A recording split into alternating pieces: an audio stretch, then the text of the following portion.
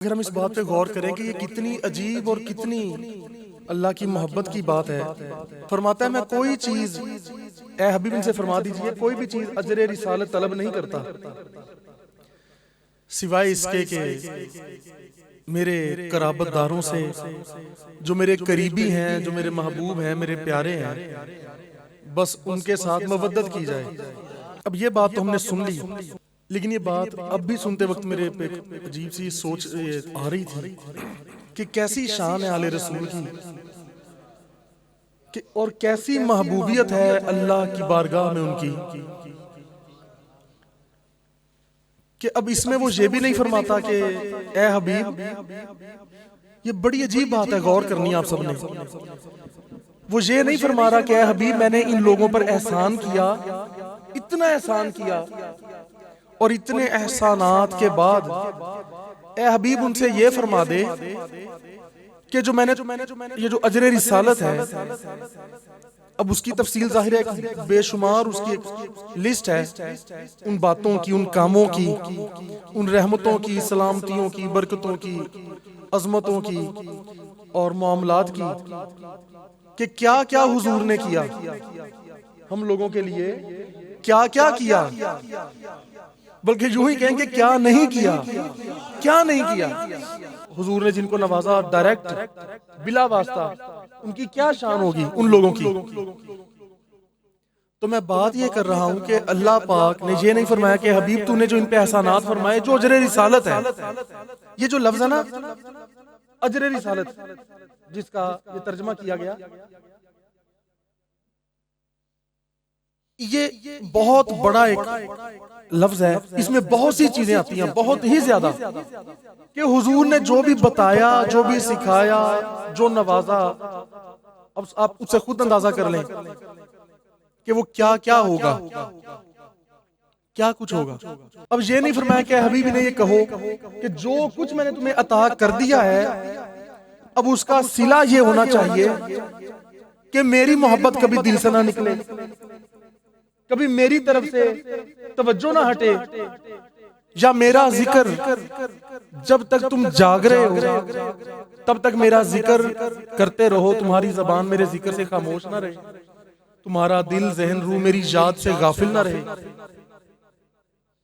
या जो कुछ इनको बता दिया है हबीब, अब इनको तो चाहिए कि तुम पर अपनी जानें कुर्बान कर दें, या इनको तो चाहिए कि मेरी राह में अपना घर बार, माल, जान, असबाब, हर चीज लुटा दें। मतलब कुछ भी ऐसा नहीं फरमाया। तो कैसी अजीब बात है कि ए हबीब जो तूने एहसान फरमाए, इनका बदला ना वो उसने अपने बारे फरमाया कि मेरी इतनी इबादत करना, मेरे लिए ये करना, मेरी खातिर ये करना, मेरी, ना ही अपने हबीब के लिए फरमाया। क्या हबीब तूने एहसान फरमाया तो अब ये तेरी खातिर ये करें, इनसे इसका थोड़ा और मजीद काम ले। तो कैसी अजीब बात है कि ना अल्लाह ने अपने लिए कुछ फरमाया, ना रसूलुल्लाह के लिए कुछ फरमाया,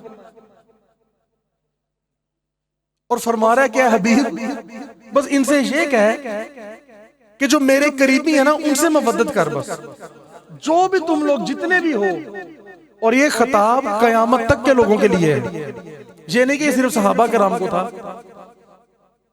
तो ए हबीब इनसे कह दीजिए, जो भी आपके उम्मती हैं, जो आपको मानते हैं, आपकी मानते हैं, आपका एतराफ करते हैं, आपकी शान का, जो मेरा पैगाम कबूल करते हैं, उन्हें यह फरमाएं कि हबीब, अब देखें फिर ये कैसी बात है कि ये भी हुजूर ने खुद नहीं फरमाया,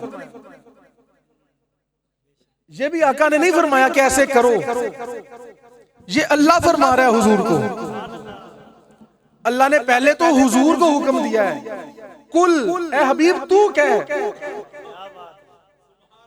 मतलब आले रसूल की महबूबियत देखें, अल्लाह फरमा रहा है हुजूर को कि महबूब तू फरमा इनको।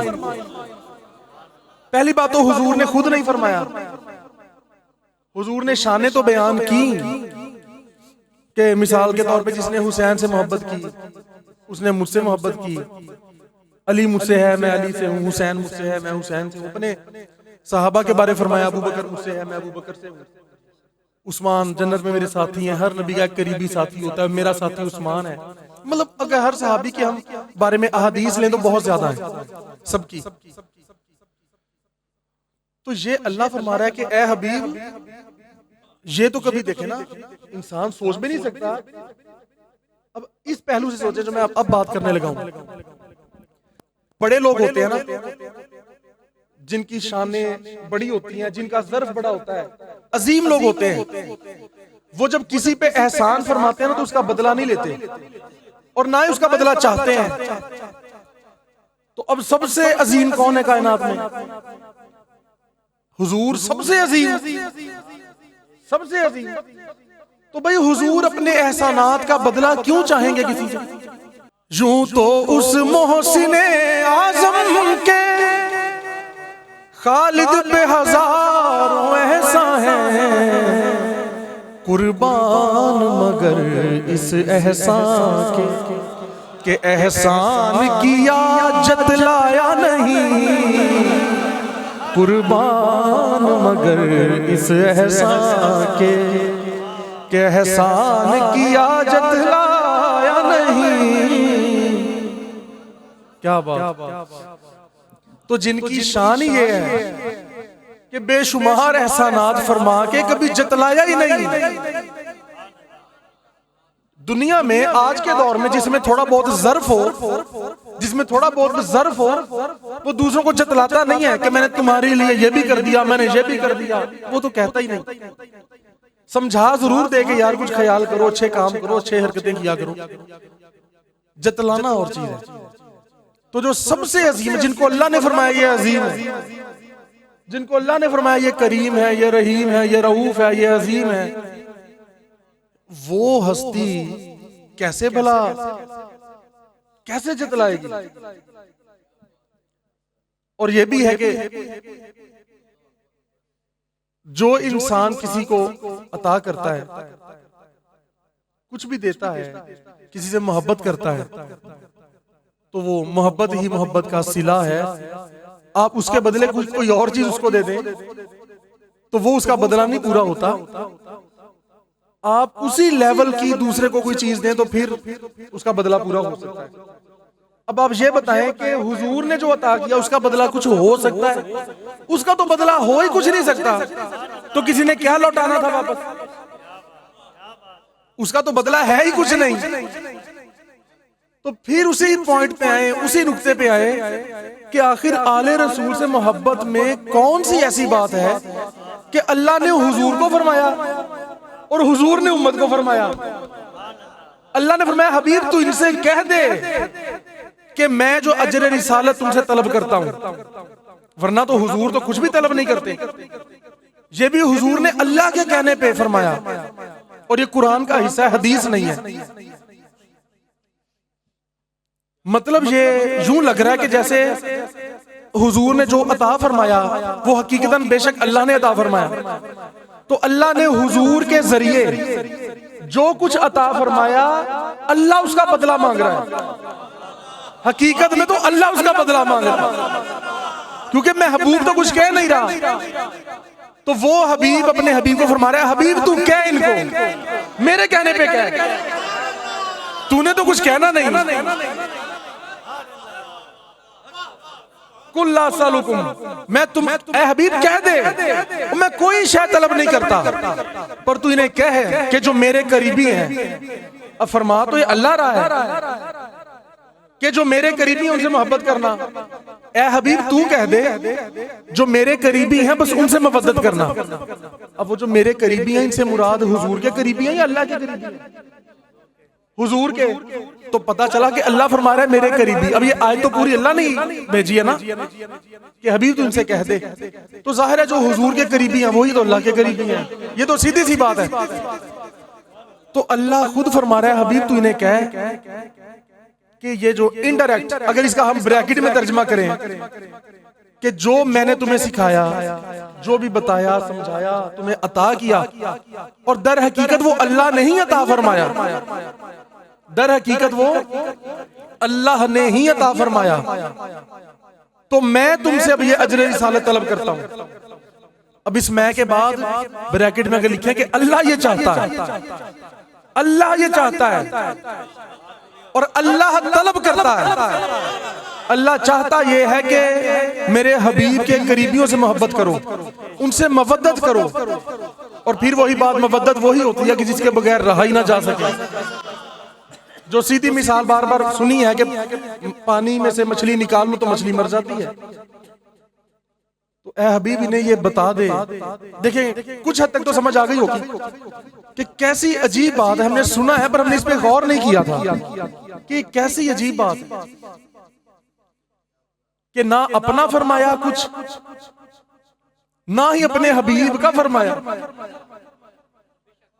क्या हबीब ने तू कह दे कि ये मेरे नबी की खातिर अब सब कुछ कुर्बान कर दें, अपनी दुनिया आखिरत हर शय जो भी है कुर्बान कर दें, तेरे कदमों पे निछावर कर दें।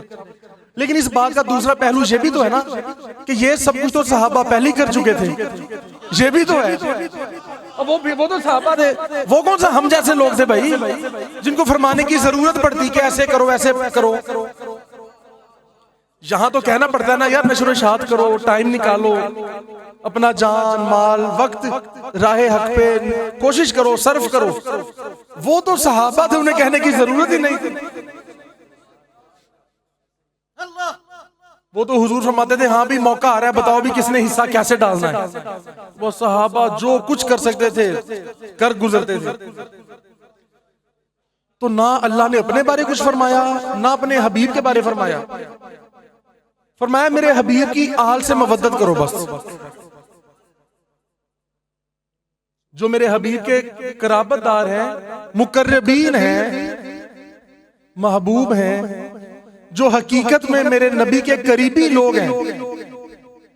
इसकी ये भी पहलू है ना, ये भी पहलू है कि जो कराबतदार हैं, जो करीबी हैं मेरे नबी के, वो इसकी अगर रूहानी तफसीर करें तो वो मामलात और कयामत तक।